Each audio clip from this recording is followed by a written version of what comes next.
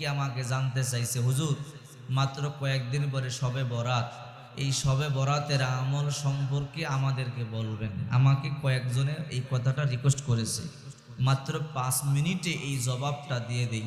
শবে বরাতের আমল সম্পর্কে আপনাদের কষ্ট হবে না তো? আপনারাও আমলটা জানতে পারলেন, কেমনে শবে বরাতের আমল করবেন, ঠিক কিনা জোরে বলেন।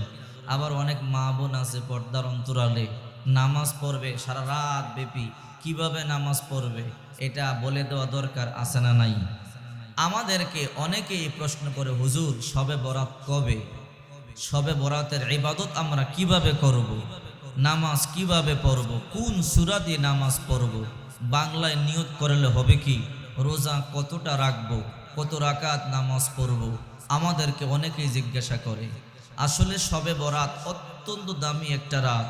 প্রতি বছর এই রাত্রিটা একবার আমাদের সামনে আসে। এমন হতে পারে আগামী বছর এই রাত্রি আমরা পাবো না। কথা বলেন ঠিক কি না? এই রাত্রি অত্যন্ত গুরুত্বপূর্ণ রাত্রি। শবে বরাত আরবি শব্দ, শব মানে রাত, বরাত মানে মুক্তি, মুক্তির রজনী। এই রাত্রিতেই আল্লাহ পাক রব্বুল আলামিন অসংখ্য পাপী বান্দা বান্দিকে মাফ করেন। সুবহানাল্লাহ বলেন।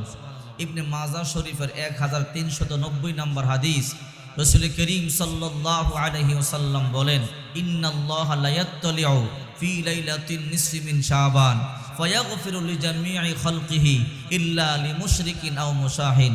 রাসূল করিম সাল্লাল্লাহু আলাইহি ওয়াসাল্লাম বলেন, এই শবে বরাতের রাত্রিতে, লাইলাতুন নিসফির রাত্রিতে আল্লাহ পাক রব্বুল আলামিন গোটা সৃষ্টি জগতের প্রতি রহমতের দৃষ্টি প্রদান করেন। আল্লাহ পাক রব্বুল আলামিন ক্ষমা ঘোষণা করেন। যে আল্লাহর কাছে ক্ষমা চায় আল্লাহ তাকে ক্ষমা করেন, কিন্তু দুই ব্যক্তিকে ক্ষমা করেন না।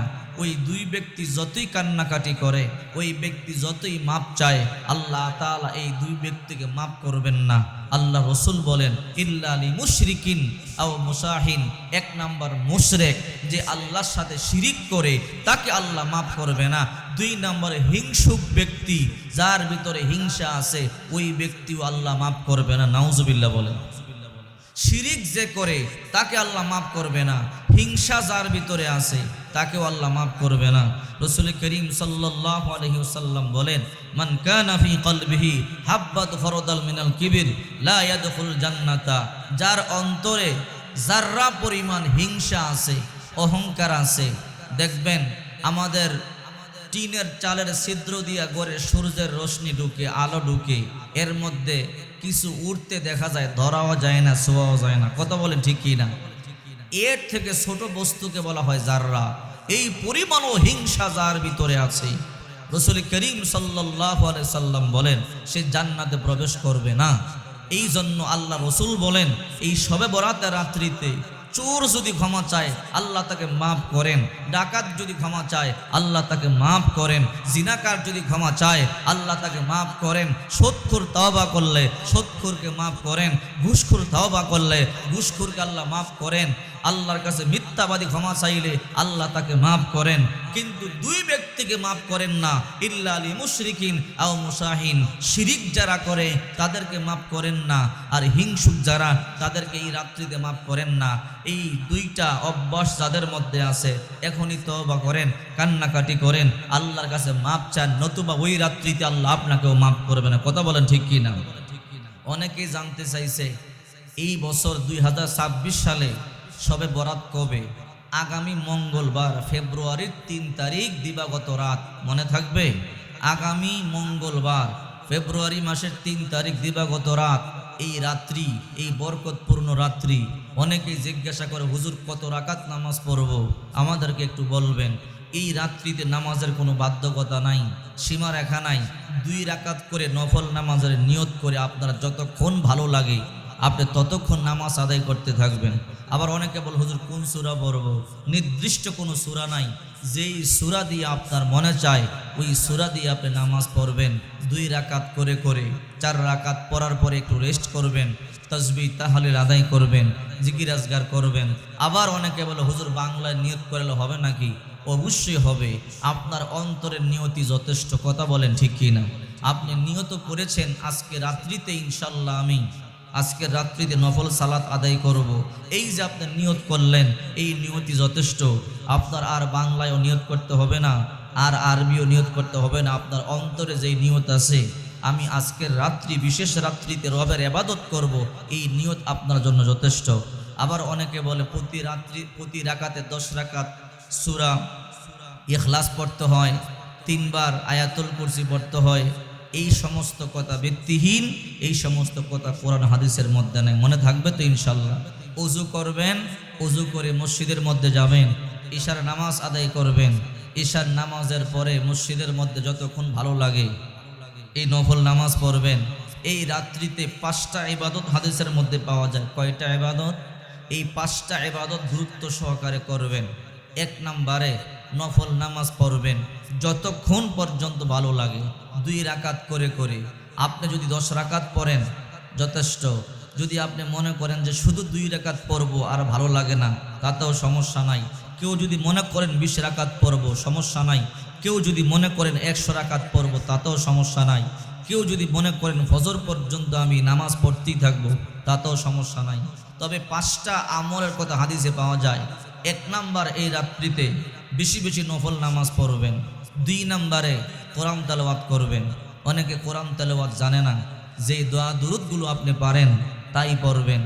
3 নাম্বারে জিকির আজগার করবেন, যেই জিকিরগুলো আপনার কাছে প্রিয়, আপনার কাছে সহজ মনে হয়। বিশেষ করে লা ইলাহা ইল্লাল্লাহ, এই জিকিরটা অবশ্যই করবেন। 4 নাম্বারে কবর জিয়ারত করবেন। মহিলা মা বোনেরা কবরে যাবেন না, পুরুষ ভাই যারা আছেন তারা কবরে যাবেন। পিতা মাতার জন্য, এলাকাবাসীর জন্য, মুমিন মুমিনাতের জন্য দোয়া করবেন, মাগফিরাত কামনা করবেন। হাদিস শরীফের মধ্যে আমলটা পাওয়া যায়। রাসূল করিম সাল্লাল্লাহু আলাইহি ওয়াসাল্লাম দোয়া করেছেন কবরবাসীদের জন্য। সাহাবায়ে কেরাম কবরবাসীদের জন্য কবরস্থানে গিয়ে দোয়া করেছেন। আর 5 নম্বরে দিনের বেলা রোজা রাখবেন। অনেকে জিজ্ঞাসা করেছে আমাকে, হুজুর রোজা কয়টা? 1টা রোজা। এই শবে বরাত উপলক্ষে 1টা রোজা রাসূল করিম সাল্লাল্লাহু আলাইহি ওয়াসাল্লাম আমাদেরকে শিখিয়েছেন যে তোমরা পরের দিন রোজা রাখবে, রাত্রিবেলা তোমরা নফল সালাতের মাধ্যমে রাত্রি যাপন করবে, আর দিনের বেলা তোমরা রোজা রাখবে। অনেক সহজ আমল। যদি কোনো বান্দা বান্দি হক আদায় করে এই রাত্রিতে নামাজ আদায় করতে পারেন, পরের দিন রোজা রাখতে পারেন, ইফতার করার সময় হাত তুলে ইফতার সামনে রেখে আল্লাহর দরবারে যা চাবেন, আরশের মালিক রব্বুল আলামিন আপনার মনের চাওয়া সবগুলো পূর্ণ করে দিবে। সুবহানাল্লাহ বলেন।